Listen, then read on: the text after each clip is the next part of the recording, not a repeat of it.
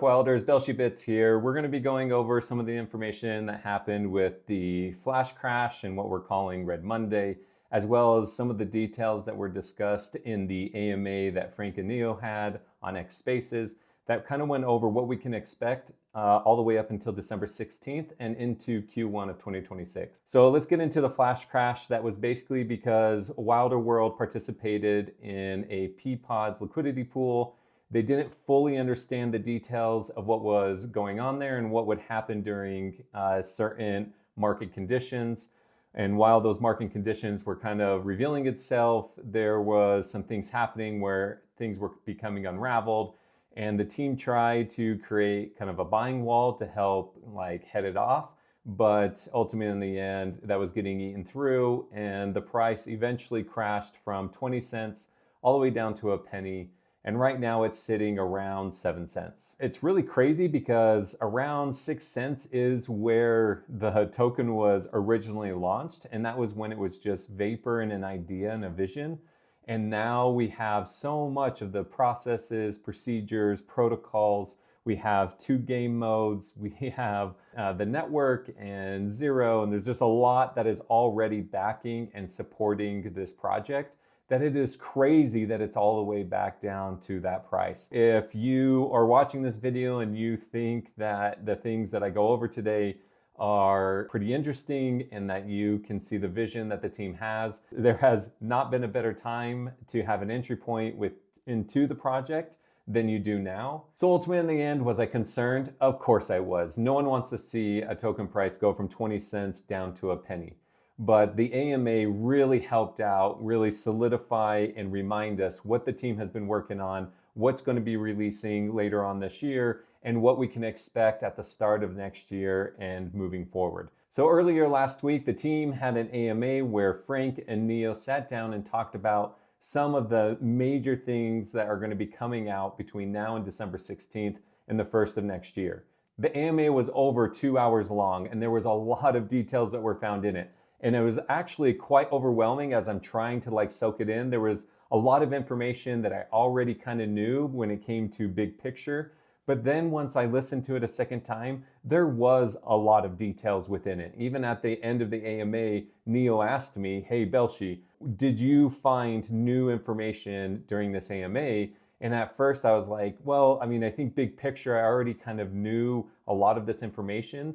But really, it was in the details. It was how all of it was unraveling and how they're going to be utilizing the things they've been talking about. And I had a much clearer picture of what the team's trying to do. And to be honest, I have never been more excited about the project than I do now that I kind of have an understanding of where this project is going. So I hope I do a good job of kind of explaining some of the big pictures during this video. But just know that there's a lot of information, and if you want to hear it straight from the founder's mouth, I will leave a link to the AMA in the description below. So make sure you go and check that out because there's a lot of really great information found within it. Okay, so the first thing I want to talk about is avatars and the 4 different phases that avatars is going to be released in and why it is going to be fundamental to everything that we do within Wilder World. Okay, so the first of 4 phases will be an opportunity for people to be able to load into the game and pre-select from a pre-crafted kind of group of avatars. So the vast majority of them, I believe, will be a Trinity suit of different colors, but you're also, I think, going to be able to select from Freedom and Ernesto, Neo, Frank, and there's going to be just a pre-crafted look to each one of these avatars. But you won't just randomly have it. You'll be able to select your favorites every single time that you load in. So that's going to be really cool. We're just going to have kind of a general introduction to it outside of what we do know, which is just a preloaded selection of avatars whenever you load into the game. And then phase 2 is when things really get crazy. And this is like them giving us an opportunity to kind of salivate at the mouth at the things that will be coming, because you're going to be able to have a base avatar, metahuman, that you then are able to craft using the assets that will be available in packs and be able to mix and match however you want according to your style, your identity, and the things you want. So this is a great opportunity to kind of get into packs. Packs will be this opportunity where daily you're going to be able to purchase one pack where you're going to have 3 different assets within it. And it's going to come from 3 different industries: the wheels industry, the avatar industry, and the armory industry. And so you're going to have something like kind of like different types of wheels or different types of spoiler or whatever different aspects of how they break up the cars. You're going to be able to have one of those assets. And then you're going to have something like a different piece of the Trinity suit. And then you're going to have different like scope or barrel or grip or any of that. And you're going to have this pre-selection of random assets from each one of those industries. And then you're going to be able to then utilize that in phase 3 when they make it available to actually open your packs. And so for a period of time, you're going to be able to purchase packs, but you're not going to be able to open them. And this all fits into the larger industry of Metropolis. And Metropolis is basically the economy throughout Wilder World. This is kind of a way to earn revenue. It's going to be $10. You can get it once a day, and they really want to see those daily metrics as far as transactions and stuff on the network. And these are all going to be numbers to be able to see how many individuals are purchasing, what are they purchasing, what are they getting, are they going to be buying and selling and trading of different things. And we're really going to be able to see this kind of economy come to life. Here we are, in phase 2, you're going to be able to go through and really take a look at what assets you're really looking forward to having. You're probably going to write things down and you're going to have a really good idea of what this is. And then in phase 3, everything is going to be stripped down. All that customization, all that ability to be able to go through each one of those different assets, and it's going to be stripped down to what you own. And so this is an opportunity where then packs are going to be able to be opened. You're going to open up all your packs, and then you're going to be able to equip what you have. And then a lot of people are probably going to go on the marketplace and purchase different things that they're really looking for to be able to craft out their avatar. Then in phase 4, your avatar will become fully customizable as far as the way you want to build it. So that's going to be your class, male, female, size, shape, all of those different types of things. And then you're going to be able to adapt that to the actual assets that you have. And I think that's when the Genesis avatars are going to be released, which will be a unique avatar, and those that hold a Trinity will receive one of these Genesis assets, along with a full decked out Trinity suit of some specialization. They're going to be a rare Trinity suit only available to Trinity holders, and then you're going to be able to equip a full set to that avatar, as well as probably some other special unique attributes to the avatar. The details to it isn't clear, but we will get more information as we go through the different phases and the team really solidifies how they're going to roll out those last phases of the avatars. So I'm really excited about this. This is really going to become the identity of individuals. Those assets you're going to be able to mix and match and be able to craft your character in the way that you want, however you're drawn. And then it's going to, create this economy where people are going to be buying and selling based on their taste and the things they want. And we're going to really see the meta of what becomes more rare, what becomes more desirable, what people really want. And it's really going to be interesting as that economy comes to life. From there, they're actually working on the open world, which I think is what the vast majority of individuals are really looking forward to. Now, the start of the open world will start as of right now, December 16th. It's going to be a closed beta, and everyone that gains access will have to sign an NDA. And so there won't be streaming or sharing of pictures or videos or anything like that. They're going to go in and do what we've been doing for Wheels and Rebellion, and providing feedback, helping out the team with any types of bugs, and really showing them what is working, what isn't working, so that they can adapt it and improve upon it until we get to the point where the open invitation to allow the public to come in and see the open world really happens. Now, something that the team is doing, knowing that a lot of people are going to feel like they're missing out on this, is they're going to be releasing a lot of content to kind of make sure that people understand what's going on and what those that do gain access have privilege to. I think that's extremely important, especially if it really starts to gain traction and people get really excited. You're really going to want people to feel connected and not feel like they are kind of segregated out of that. But you do need to have that like controlled launch of the project, and you need to have this closed beta in order to make sure that it gets right and that things kind of improve. And the team's been iterating this process since Wheels, and I really do think from Wheels to Rebellion, things really improved, and they've probably learned a lot from that process that this launch of open world is really going to improve as well. So what we kind of understand about open world is we're going to kind of be launched into Nexus, which is one of the districts within the island of Wyoming, and you're going to be able to explore the open world. And something that I really loved is that they're actually opening up the entire island where individuals are going to be able to look at a interface and be able to find out their lot locations of land that they own and be able to go check out that space. That this is going to be one of those monumental moments where people continue to feel connected to the development of this project. A year ago, we all were able to have airdropped to Trinity holders a parcel of land. And that parcel of land was an incredible opportunity for us to be able to have ownership of this ever-growing digital space and what kind of Wyoming will be, which will ultimately be like the core access to the economy. Because land is backed by 100 million wild, which is essentially the resources. You're going to be able to mine resources, and you have to have resources in order to kind of realize any asset within the world. There only can be as many assets as there are resources, and the more resources that are needed, the higher those resource costs go, because everything is going to be built on a bonding curve. There's just a lot here that the team is really trying to get right when it comes to the economy and everything kind of working.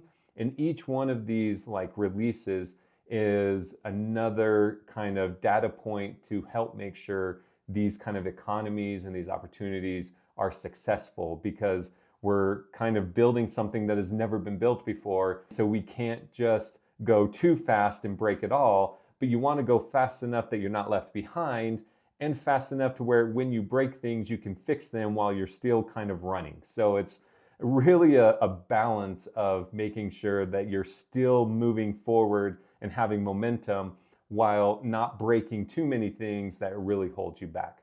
And I think the team has been balancing this extremely well. Something else about the open world that really got me excited was when they announced that they just released at their last Metaverse meetup that the team doing the dynamic mission control and mission kind of tech stack, that they kind of debuted it, and the larger team was super excited about it. And it was going to be a fundamental, important part of the success of making it fun, because they have different phases of the open world that are super important to them. They have one now that they've already accomplished on October 30th, which was that it was fun to go out into the open world and explore the world and be engaged with that open world. And then they're going to have different phases that really start to connect as far as larger kind of daily missions and interactions with the NPCs until you get to the full-blown out metaverse that they have imagined. So these different benchmarks that they've set for themselves, they've already met one of 3, and they have 2 others that they're trying to meet. So it's really exciting to see the team really pushing to make sure that they meet these benchmarks and make it a really exciting experience each time someone loads into Wilder World. And I've just kind of quickly gone over some of the major points. I'm sure I've missed a lot. And so like I said, make sure you go check out the AMA. There was a lot of really good information about the open world. This is just at our doorstep, and it's around the corner. We're like 6 weeks out. One of the things I really enjoyed about the AMA was the clarity that Frank and Neil provided when it came to asset creation and the realization of assets within the larger metaverse. So a lot of us are trying to figure out like, where does everything sit within the priority of the team when it comes to the different assets? Many of us have spent multi-thousands of dollars purchasing different assets like cribs, crafts, Airwild, kicks, gens and wheels, motos, beasts, wapes, all of it, right? And we're like, where does those sit in comparison to Aura that's going to be creating through prompts different assets that could possibly at one time be realized within Wyoming and everything in between. They did a great job of explaining where I saw it as 4 different priority lists. You had the first one, which is Aura, which is you're basically going to be able to go do a prompt, create different 3D assets, and own the digital files to those assets. And at some point, you may have an opportunity to be able to realize it through a process. But the kind of just basic where you're just kind of creating these assets and you own the rights to them. You then have Wyoming.fun, where it's going to be a little bit more controlled, where you're going to be able to go in and use Aura to create specific types of assets. I think the first one's going to be like skins for weapons, if they do continue with how they, announced Wyoming.fun. And then you're going to be able to utilize that and build a community around it, which will then be tokenized. And those assets are then through the purchasing and through the value of that asset increasing through the purchasing of that token, it'll reach a certain bench point, which then will realize it within Wyoming through a process. That is a little bit more based on it showing its real value. And so then it realizes it, and then you can dictate the number of those assets that will actually be realized. If it's anywhere between 1 to however many. And that's going to basically provide the rarity of it, and then it'll probably trade. But the nice thing about that is that it's going to be connected to a bonding curve. And so instead of like, oh, can I go to a marketplace like OpenSea and sell this? You're going to already have a specific value attached to that asset. And you're going to be able to just click a button and sell it. And then it's going to be sold. So you won't have to go through that process. If you really want to just sell it and gain its underlying value, you're going to be able to do that, which I think is pretty game changing too. And the amazing thing about that is I'm not exactly sure if it will then be burned or if it's just there available to be purchased by someone else, or if those are 2 different buttons where you can burn it or you can just sell it. The details of that are a little unclear to me, but they're basically making it extremely easy to buy and sell these different assets based on how they were formed, which I think is pretty revolutionary, and I think is what people will want because of the instant gratification of not having to wait around. But if it is of high value and you want to maybe negotiate it in some type of way through buying, or trading it in some form or fashion, or selling it at a higher value than what the underlying value is, then that's what you can do. And so it's going to open up new possibilities for individuals to interact with the marketplace. And then after Wyoming.fun kind of assets, you have this asset class, which is basically team created assets. How that will kind of look, I believe it would be something like the Armory, right? The Armory isn't going to be a Genesis class. It is just going to be the Armory. And then you're going to have weapons, barrels, grips, and all the other types of attachments that will go on to weapons. And that's going to be assets created by the team, I believe, at first, right? So I bet in time you're going to be able to create different things like that. But at first, those are going to come from the team. And so those are team assets. And then after like team assets, you have the Genesis assets. So you have the different Genesis assets that are available. And those are the only Genesis assets that are ever going to be available, which I think will be a total of 8 once avatars come out.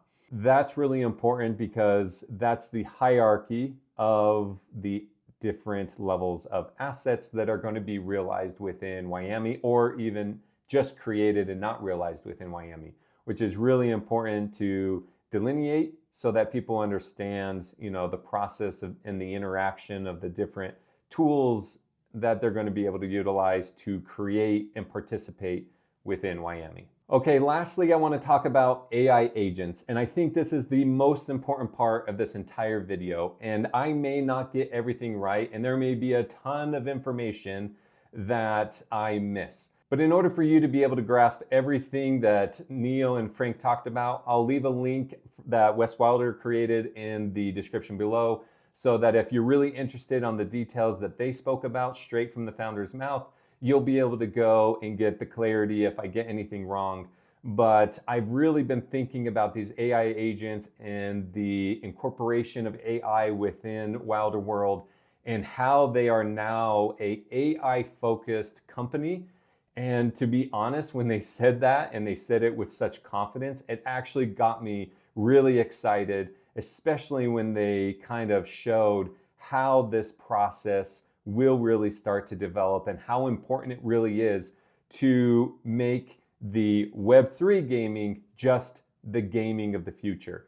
And it's just going to be what is normal within gaming as we start to develop the technology that makes it possible. Okay, so there's certain aspects of this to help make it easier to kind of follow, because this is kind of the mind process I've been going through. So maybe this will kind of help you as I break down specific things. To understand the AI agents and how AI will be implemented and how important it is to the economy, I want you to think about 3 different groups.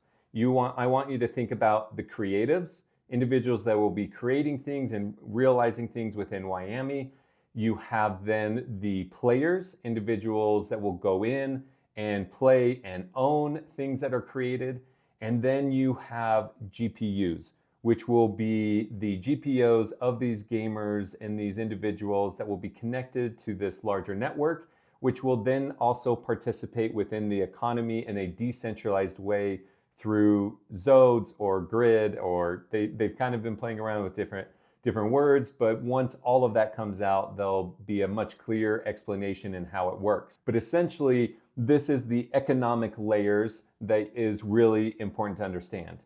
And then you can have the different layers that are more specific to the AI agents, which is, again, player owners. So first you'll have players, which are individuals that'll go in and just play, right? They're in control of their character, of their avatar, and they'll go in and play the different games and interact with the different AI agents.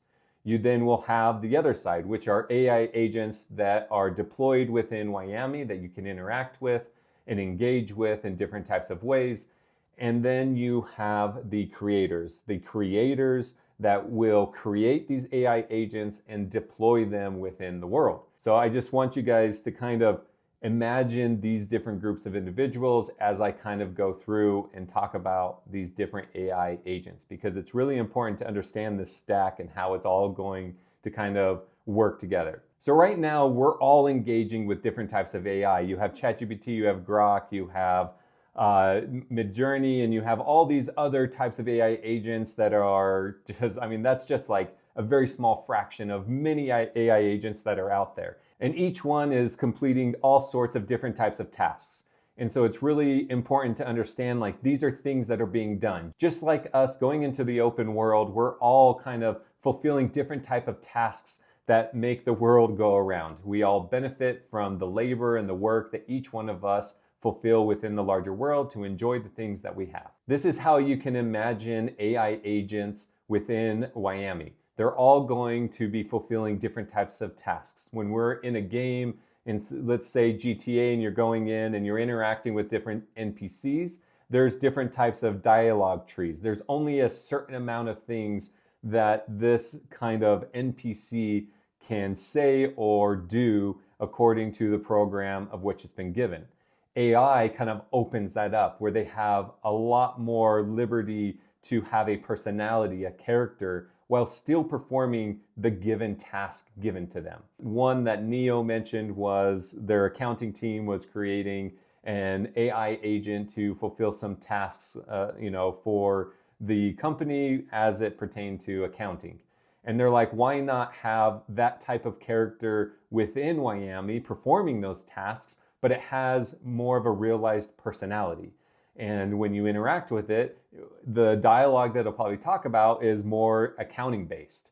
And you can maybe ask it accounting questions and different things like that, because that's the AI agent that it is. Now imagine thousands, if not millions of individuals creating their own different type of AI agent, performing certain type of tasks, and being able to give it a branding, personality, and look, and then realize it into Wyami.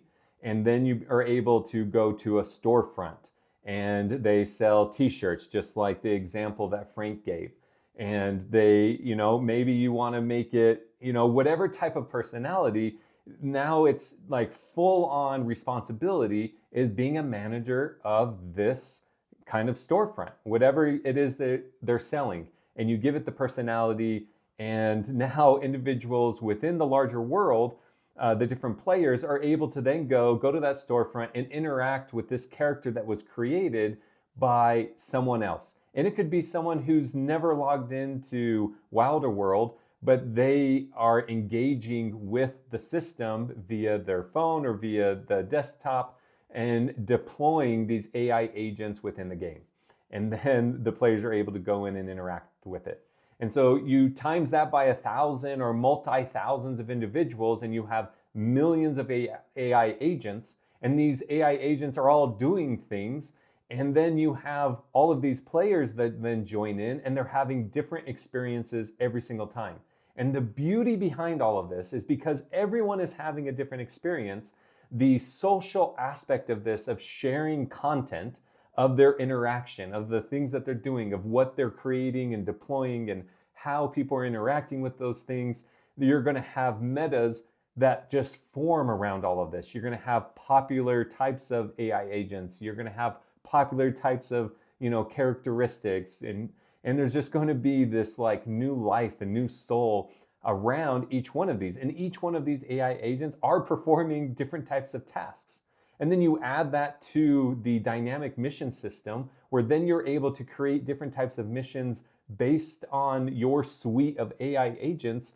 The possibilities are just mind-blowing. Like, my mind just cannot stop thinking about the different pathways that people can take, and the life that Wyami will then find itself in, and how that will create new forms of identity with the avatars, the open world, these AI agents, and the overall economy. So one of the first things that the team is going to open up that will kind of realize these AI agents is that they're going to have this game mode of breaches, right? And so basically what's going to happen is you're going to have individuals that are able to create these AI agents, and they're going to slowly, like, let's say build, the example they gave was like build a camp, and then you're going to get a notification saying, hey, the forum agents have been deployed, they're in this area, this is what you need to go and do.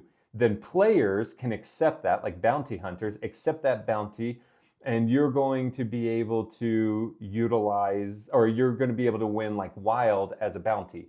But there's a risk reward where you may lose some of your assets if you do not fulfill this bounty, if you end up dying and losing some of your assets. So, let's say you have a weapon, maybe a suit, maybe a vehicle, just depending on like how the mission is, and you go in and you lose it, it then goes to these agents, and these agents are then owned by possibly other players, possibly not.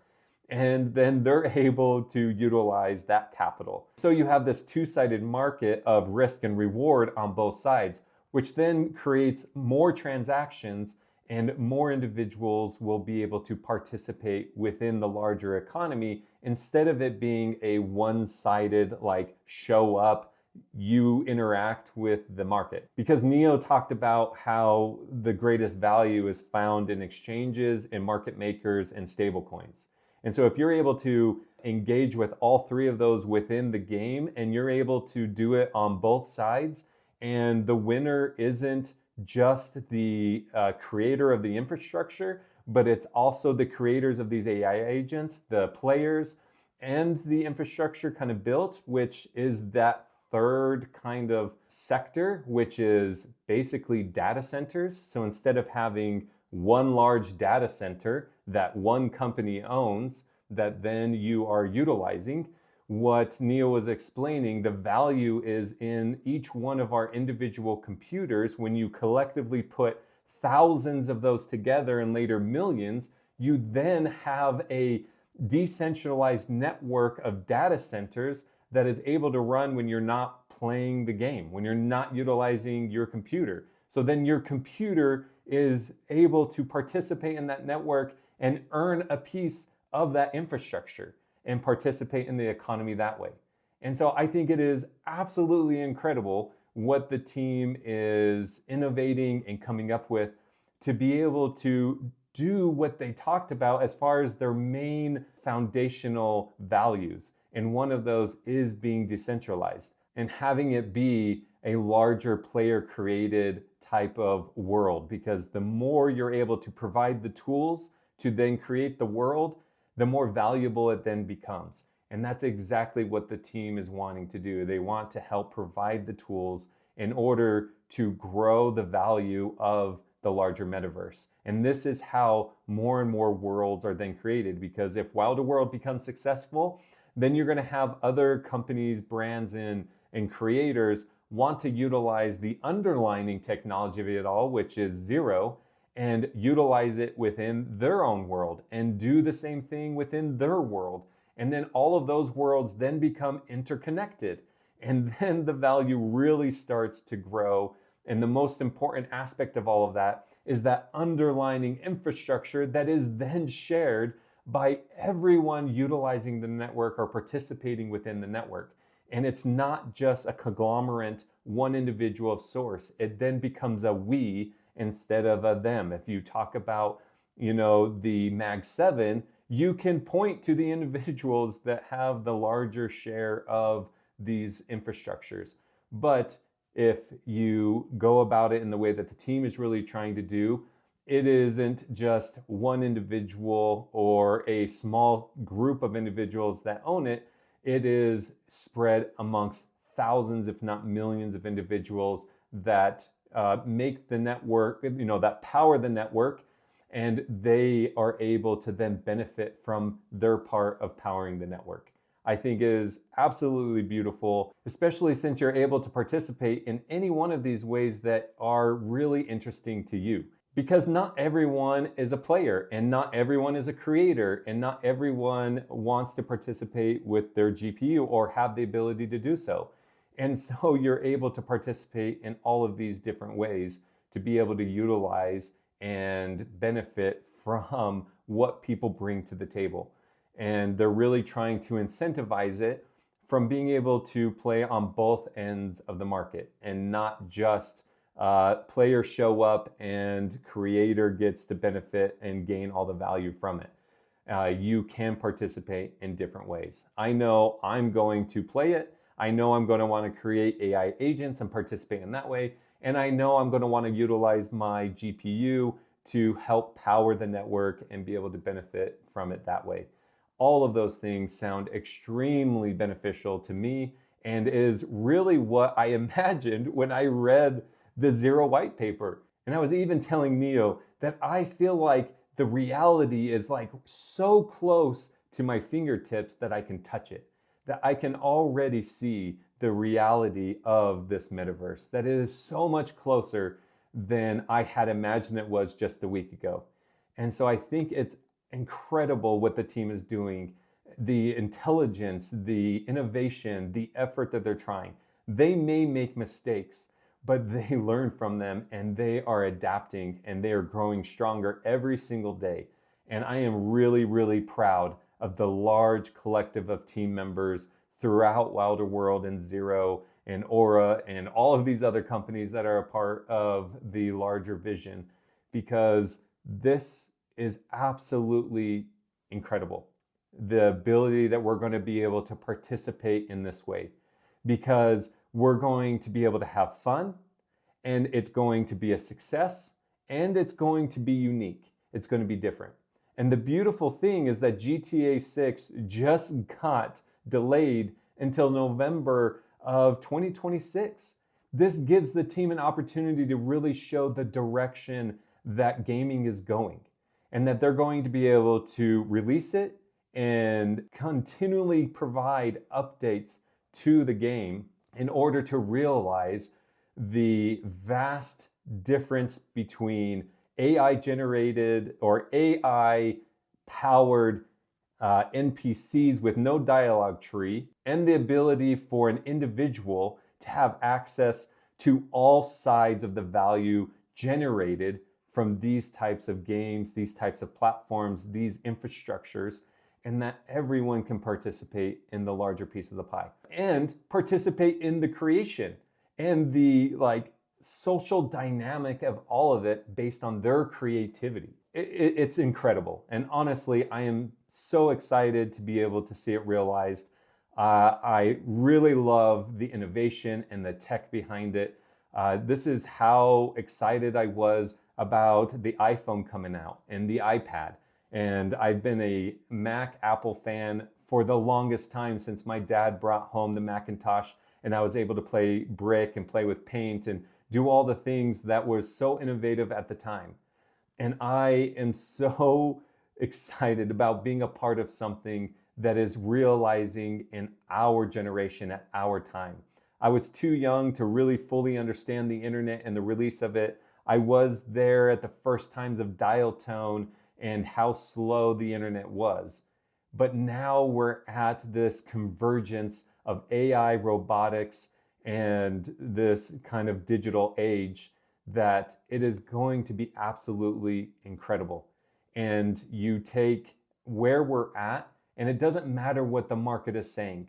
I promise you, this is the direction we're going when it comes to digital assets and everything being tokenized in some way, as well as the convergence of that with AI. And then you need an infrastructure and you need a place for all of this to be realized. And that is going to be the metaverse. And so a metaverse platform like Wilder World is truly going to be revolutionary.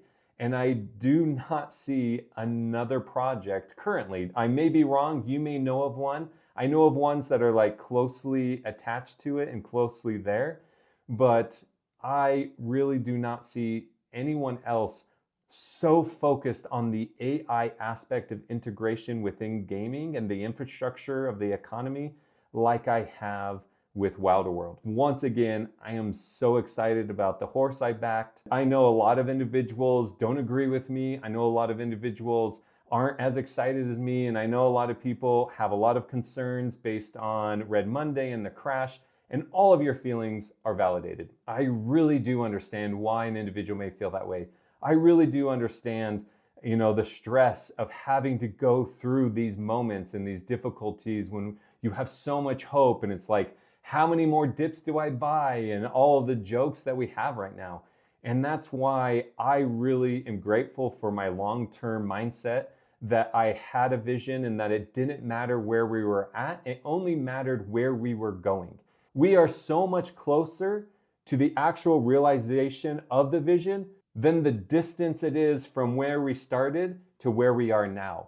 The advancement of AI and the technology will only help realize it that much faster. And the team keeps trying to keep up with that innovation and utilizing AI so they are not left behind, that they're always ahead of the curve and they're always going to try to be first to market with a metaverse platform like this. If you don't believe it, if you have all sorts of doubts, please let me know what those are in the comments below. I completely understand. I'm not here to validate or convince you. I'm just here to tell you what I'm excited about, what I see, the vision I have, as well as how I really appreciate the vision that the Wilder World and Zero team has. And I'm just really grateful that despite hardship, despite being devastated, despite the black eye that we got earlier last week, I'm grateful that the team never quits, that the team learns from their process, that they learn from the mistakes, that they continue to keep up with this new fast-paced digital age of AI, and that they're integrating it in very calculated, innovative ways to be able to realize the larger vision that they have with being decentralized, sovereign, and with high fidelity. If you have any questions, please let me know. I really appreciate you sticking this out this entire time. Let me know if I missed anything that you feel like is really important. Tell me what you felt like was your favorite part of the AMA. And I'm really looking forward to this being realized. December 16th couldn't come any sooner. 2024 I thought was an incredible year. 2025 I feel was amazing. And I really do believe that 2026 will just outshine any of these years previous because of where the team will end up by the end of next year before GTA 6 even is released. It will be a vastly different game at that point, and something I really do will not necessarily rival GTA itself, but it will be a front runner in Web3 gaming, and in time will rival GTA. I think GTA 6, unless they make changes for GTA 7 to be closer to what this is, they will be left in the dust and Wilder World will be new king on the hill. And I'm really excited to see that, and I hope you are too. Until then, get in and play Rebellion and check out what's already available and see for yourself the direction the team is going.